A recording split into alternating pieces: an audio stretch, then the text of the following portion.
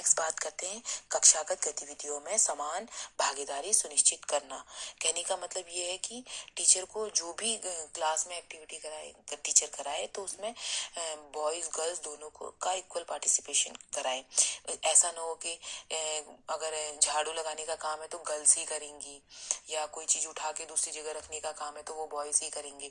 तो इस तरीके की भावना का विकास अध्यापक को नहीं करना चाहिए। उन्होंने सभी को क्या कहते हैं समान रूप से समझना चाहिए और समान ही देखना चाहिए। ऐसा ना हो कि मैथ्स तो लड़के यानी कि मैथ्स में जो भी प्रॉब्लम आ रही है वो बॉयज से ही सॉल्व करवाएं।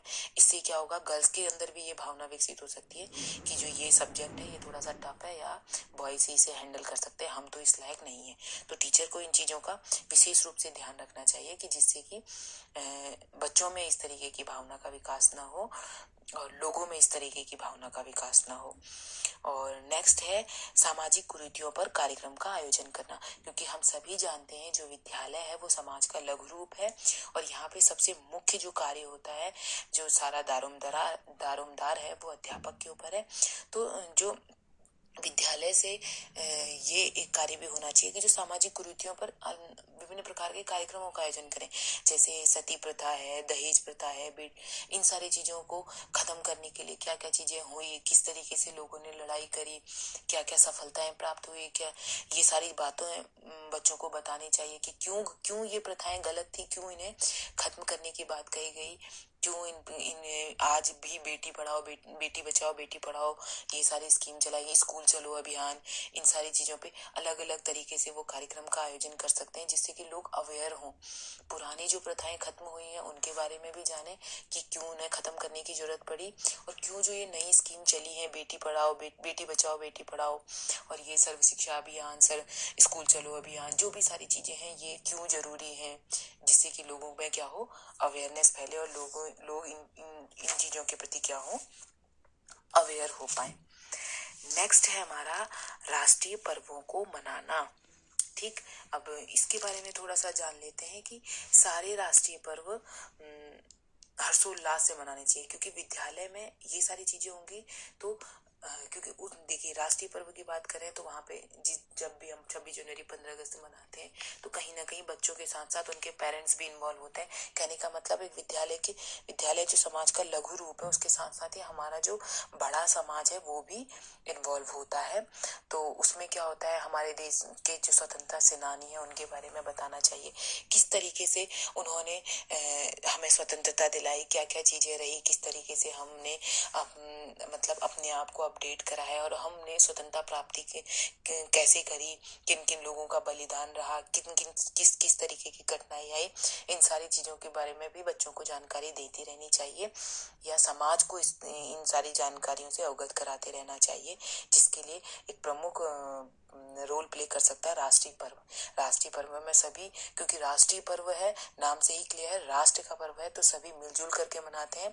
तो ऐसा कोई कार्यक्रम अगर आयोजित किया जाता है तो वहां पे होगा क्या, सभी लोग एकत्रित होंगे, सभी इन सारी जानकारियों को प्राप्त करेंगे और थोड़ा बहुत अवेयर होंगे और हमारे समाज को उन्नत बनाने में सहयोग देंगे। नेक्स्ट है हमारा कर्तव्यनिष्ठ होना। ये भी बच्चा गुरु से ही सीखता है। टीचर का काम क्लास में बस अपना सिलेबस कंप्लीट करना ही नहीं होता, उस मतलब पढ़ाने के साथ बच्चों को पढ़ाई के प्रति मोटिवेट करना, नई नई खोजों को लेकर के मोटिवेट करना, कुछ नया करने के लिए बच्चों को मोटिवेट करना, ये काम भी टीचर का है।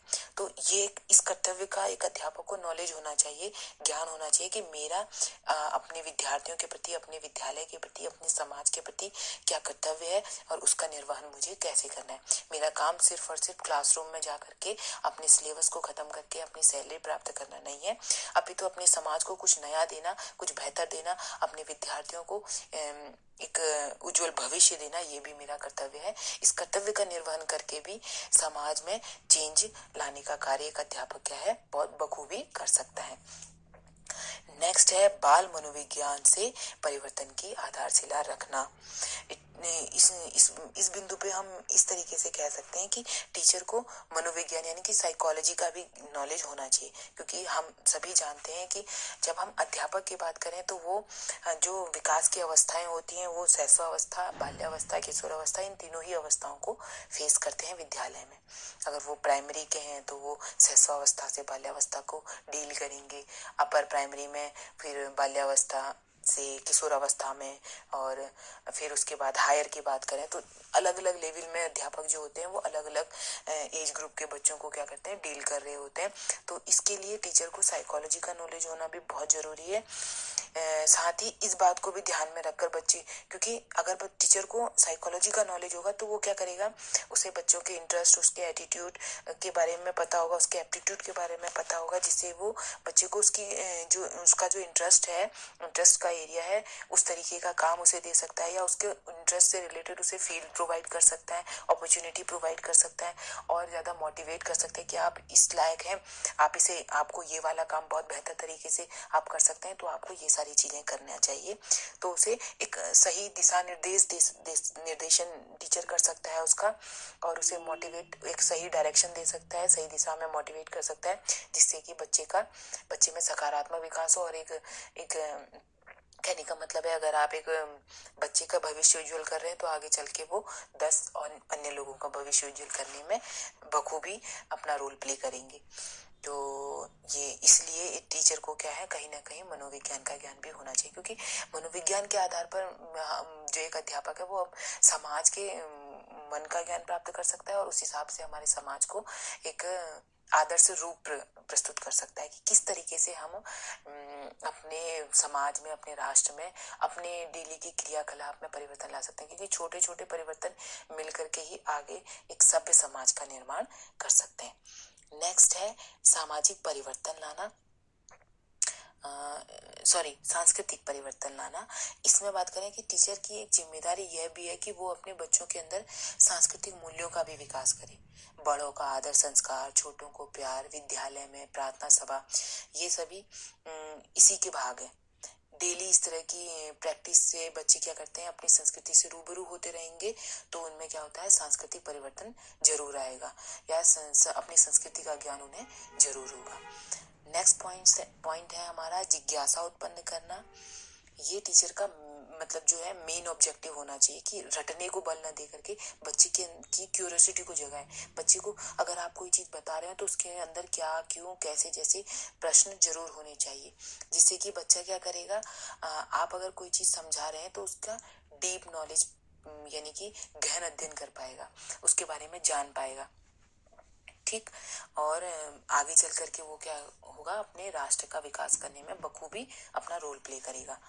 और इसके लिए टीचर को क्या करना चाहिए, बच्चे के अंदर रटने की प्रवृत्ति का विकास न करके जिज्ञासा उत्पन्न करनी चाहिए, कि वो हर चीजों को, हर बात को जानने की जिज्ञासा रखे और उसे समझने की, क्योंकि जिज्ञासा होगी तो उसके अंदर 10 प्रश्न उठेंगे, और वो 10 प्रश्न उठने का मतलब है कि वो अपने उस कॉन्सेप्ट को बहुत बेहतर तरीके से क्लियर कर पाएगा।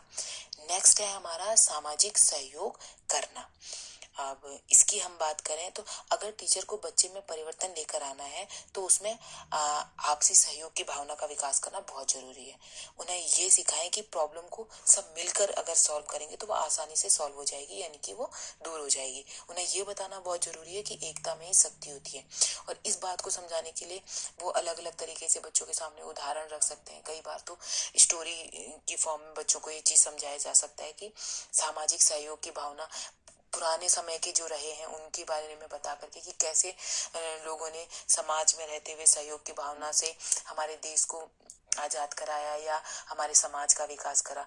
जब बच्चे में भाईचारे की भावना रहेगी तो वो समाज के साथ समन्वय बनाने में आसानी होगी उससे, और वो समन्वय बना पाएगा।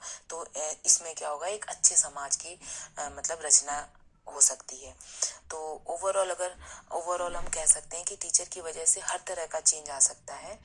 और इसके बाद है, साथ ही एक बात और है कि टीचर केवल बच्चों में ही परिवर्तन नहीं लाता, वो समाज में भी परिवर्तन लाता है। आप सभी के एक आप सभी ने एक कोटेशन भी सुनी होगी जो कोठारी आयोग ने कही है कि भारत के भाग्य का निर्माण उसके विद्यालय की कक्षाओं में हो रहा है। तो वो कौन कर रहा है, ये जो भाग्य का निर्माण कर रहा है वो कौन कर रहा है? वो कर रहे हैं हमारे अध्यापक, हमारे गुरुजन, हमारे टीचर। परंतु इस परिवर्तन को लाने की प्रक्रिया में टीचर के सामने बहुत सारी बाधाएं आती हैं, और वो बाधाएं क्या है वो आगे हम अपनी स्लाइड में एक एक करके पढ़ते हैं। तो आप सभी को स्लाइड शो हो रही होगी, तो वन बाय वन इन सारे बिंदुओं पर हम डिस्कस करेंगे। जैसे कि पहला है हमारा अशिक्षा। यह किसी देश या समाज के विकास में बहुत बड़ा बाधक तत्व है। हमारे राष्ट्र में अशिक्षितों की संख्या जो है वो अधिक है, जिस कारण वो राष्ट्र तथा समाज के विकास में अपना पूर्ण रूप से योगदान नहीं कर पाते हैं। वो परिवर्तन का महत्व ही नहीं समझ पाते और परिवर्तन को अपनाने से डरते हैं। इस कारण टीचर को उनके विरोध का सामना करना पड़ता है। जब हम कोई नई चीज उनके सामने रख रहे हैं लेकिन वो इतने शिक्षित है ही नहीं कि वो इन बातों को समझ पाए, उन्हें अप्लाई कर पाए, तो वो जाहिर सी बात है उससे क्या करेंगे, डरेंगे, उससे पीछे हटेंगे, उनका विरोध करेंगे। तो अशिक्षा भी क्या है, इस परिवर्तन लाने में एक बाधक तत्व रही है। नेक्स्ट हमारा जो बिंदु है वो है अंधविश्वास। अशिक्षा के कारण लोगों के अंदर कहीं ना कहीं अंधविश्वास की धारणा भी जल्दी विकसित हो जाती है, क्योंकि उन्हें सही और गलत का तो पता ही नहीं है। तो वो क्या करते हैं, जो भी उन्होंने सुन लिया, या जैसे मान लीजिए हमारे समाज में कोई ऐसा व्यक्ति है, उन्होंने कुछ भी कह दिया तो वो सही मान लेते हैं, क्योंकि उन्हें इतनी समझ है नहीं कि क्या चीज सही है क्या गलत है। तो लोग क्या कहते हैं, अंधविश्वास की ओर ज्यादा ध्यान देते हैं। और जो शिक्षितों द्वारा की जब अंधविश्वास ज्यादा है तो जो शिक्षितों द्वारा किया जाने वाले परिवर्तन होता है वो बाधक प्रतीत होगा, वो उन्हें गलत लगेगा। तो ये अंधविश्वास कई तरह से हो सकता है। बॉयज और गर्ल्स को लेकर के हो सकता है, जाति को लेकर हो सकता है, धर्म को लेकर के हो सकता है। जब कोई शिक्षित व्यक्ति या टीचर उनके अंधविश्वास को बदलना चाहता है तो वो इसे मतलब रिजेक्ट कर देते हैं, इसे स्वीकार ही नहीं करते। और ये सोचते हैं कि वो जो व्यक्ति है वो इंसान है, उनके सम्मान को, उनके बच्चों को आदि को, उनके मतलब सम्मान को खत्म कर रहा है, या उनके बच्चों को पदभ्रष्ट कर रहा है। तो ये अंधविश्वास, क्योंकि वो अंधविश्वास से घिरे हुए हैं, तो वो जो नया परिवर्तन होता है उसे स्वीकार ही नहीं कर पाते। तो अंधविश्वास भी जो हमारे परिवर्तन लाने में एक बाधक तत्व रहा है। नेक्स्ट है रूढ़िवादी समाज। कई जगह देखा गया है कि समाज के लोग अपने पुराने रीति रिवाज परंपराओं को मतलब सर्वोपरि मानते हैं, यानी कि सर्वश्रेष्ठ मानते हैं। वो आसानी से नए विचारों, नए मूल्यों, सिद्धांतों को स्वीकार ही नहीं करते। तो एक रूढ़िवादी समाज भी परिवर्तन के लिए क्या है, एक बाधक या बैरियर माना गया है। नेक्स्ट है हमारा संकीर्ण सोच। इसके अंदर वो लोग आते हैं जो अपने धर्म, जाति या भाषा को ही सर्वश्रेष्ठ मानते हैं, उसमें बदलाव नहीं चाहते। ऐसे व्यक्ति से विचार विमर्श करने, उन्हें अन्य धर्म जाति की महत्ता समझाने में टीचर को परेशानी का सामना करना पड़ता है। अब उनकी सोच ही नैरो, मतलब कहने का मतलब वो नैरो माइंडेड है, उन्हें कुछ एक्स्ट्रा सुनना ही नहीं है, उन्हें समझना ही नहीं है, उन्हें किसी दूसरी जाति, किसी दूसरे धर्म, किसी दूसरी भाषा के बारे में जानने या समझने या सुनने में कोई मतलब ही नहीं है। तो टीचर उनके अंदर कैसे कुछ नया परिवर्तन ला सकता है? तो एक संकीर्ण सोच जो है वो भी परिवर्तन लाने में बाधक तत्व रही है। नेक्स्ट है धार्मिक तथा राजनीतिक कारण। इसमें हम इस तरीके से समझ सकते हैं कि परिवर्तन चाहे राष्ट्र का हो, समाज का हो, विद्यालय का हो, ये कारक बहुत हद तक प्रभावित, मतलब ये जो धार्मिक और राजनीतिक कारक है ये इसे बहुत हद तक प्रभावित करते हैं। जो अभी करंट की बात करें, वर्तमान में धर्म को राजनीतिक मुद्दा बनाकर लोगों में जाति धर्म के नाम पर भेदभाव उत्पन्न किया जाता है या किया जा रहा है। ऐसे में टीचर अगर शिक्षा के क्षेत्र में किए गए सभी प्रयास व्यर्थ हैं। और ऐसे में अगर देखिए जाति धर्म के आधार पर अगर विद्यालय अलग खोल दिए जाएं या राजनीतिक मुद्दा बना दिया जाए इन सारी चीजों को, तो शिक्षा के द्वारा इन सारे मतलब धार्मिक राजनीतिक कारण भी क्या होते हैं, कहीं ना कहीं हमारे इसको परिवर्तन में बाधक होते हैं, क्योंकि लोग इतनी ज्यादा धार्मिक बने हुए हैं कि उन्हें परिवर्तन चाहिए ही नहीं। मतलब एक राजनीतिक सत्ता की बात कर लें, किसी एक पार्टी को इतना ज्यादा सपोर्ट करते हैं कि वहां पे शिक्षा फेल हो जाती है। उन्हें कोई मतलब नहीं है, उन्हें आप मतलब कोई ज्ञान दे दो कि क्यों एक ये वाली पार्टी सही है और दूसरी खराब है, उन्हें इससे कोई मतलब नहीं है। उन्हें बस वो जो पुराना ढर्रा चला आ रहा है उसी से मतलब है। तो यहाँ धार्मिक और राजनीतिक जो हमारे कारण है, ये भी एक बाधक तत्व है। नेक्स्ट है स्वार्थ। हम सभी जानते हैं कि समाज विभिन्न वर्गों में विभाजित होता है। सभी के अपने अपने स्वार्थ होते हैं, जिसमें वो परिवर्तन लाने की इच्छा नहीं रखते हैं, जिस कारण परिवर्तन में बाधा उत्पन्न होती है। तो स्वार्थ भी एक तरह के परिवर्तन में बाधक तत्व है। अब किसी पॉलिटिकल पार्टी को अगर, चलिए ये पॉइंट तो छोड़ ही देते हैं, अगर हमारा किसी बात को लेकर के किसी चीज मतलब स्वार्थ है कि जैसे हम अपनी पुरानी परंपराओं को ही ले लें, हमारा स्वार्थ है कि वो हमारे पूर्वजों से जुड़ी हुई है, तो हम उसमें परिवर्तन करना नहीं चाहेंगे। तो इससे क्या होगा कि हम आगे वही पुराना ढर्रा अपनाते रहेंगे। तो ये भी हमारा जो स्वार्थ है, ये भी कहीं ना कहीं परिवर्तन में क्या होगा, बाधक तत्व रहेगा। नेक्स्ट है हमारा सांस्कृतिक अलगाव। जैसा हम सभी जानते हैं कि भारत विविधताओं का देश है। यहाँ अलग अलग संस्कृति के लोग रहते हैं। शिक्षक को इन संस्कृतियों की सामंजस्यता स्थापित करके शिक्षा देनी होती है, क्योंकि एक ही विद्यालय में अलग अलग संस्कृति के लोग हैं। पर एक टीचर का रोल है कि उन सभी को एक ही सांचे में डाल करके उन्हें शिक्षित किया जाए।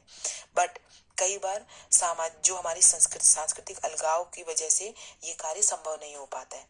इसमें सामंजस्य, इसमें समन्वय स्थापित नहीं हो पाता है, जिस कारण यह सांस्कृतिक अलगाव भी क्या है, परिवर्तन में एक बाधक तत्व है। नेक्स्ट है हमारा इच्छा शक्ति की कमी।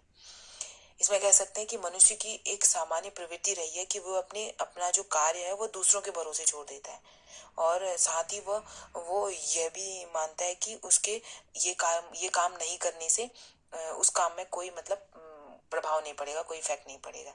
यही वजह है कि शिक्षा में परिवर्तन का जो कार्य है वो भी सरकार और जो हमारे टीचर्स हैं, यानी कि हमारे जो शिक्षक हैं, उन्हीं के भरोसे छोड़ दिया जाता है। इच्छा शक्ति की कमी की वजह से ही जो कर्तव्यनिष्ठ जो हमारे व्यक्ति हैं या हमारे समाज के लोग हैं, वो कर्तव्यनिष्ठ न होकर के केवल खाना पूर्ति करते रहते हैं। इसलिए क्योंकि हमारी इच्छा है, अगर हम अपनी इच्छा अनुसार चलते हैं, हम ये नहीं देखते हैं कि ये काम सिर्फ सरकार का है, ये काम सिर्फ टीचर का है, हम खुद होकर के। आपने देखा होगा बहुत सारे लोग ऐसे होते हैं जो टीचिंग फील्ड में न होते भी लोगों को शिक्षित कर रहे होते हैं, समाज सेवा कर रहे होते हैं। तो उनके अंदर इस बात की इच्छा है कि हमें अपने समाज को शिक्षित करना है। वहीं जिन लोगों में इच्छा शक्ति की कमी होती है, वो क्या करते हैं, इन चीजों से भागते हैं, क्योंकि उन्हें लगता है कि अगर मैं नहीं करूंगा तो कौन सा इतना बड़ा पहाड़ टूट जाएगा, बाकी लोग तो कर ही रहे हैं। तो इच्छा शक्ति की कमी भी हमारे परिवर्तन में क्या है, एक बाधक तत्व है। तो आज हमने ये पढ़ा कि टीचर किस तरीके से परिवर्तन का कारक रहा है। तो उम्मीद करती हूँ कि आप सभी को आज की क्लास समझ आई होगी। तो इसी के साथ आप सभी का बहुत बहुत धन्यवाद। मिलते हैं हम सभी कल की क्लास में। Thank you so much.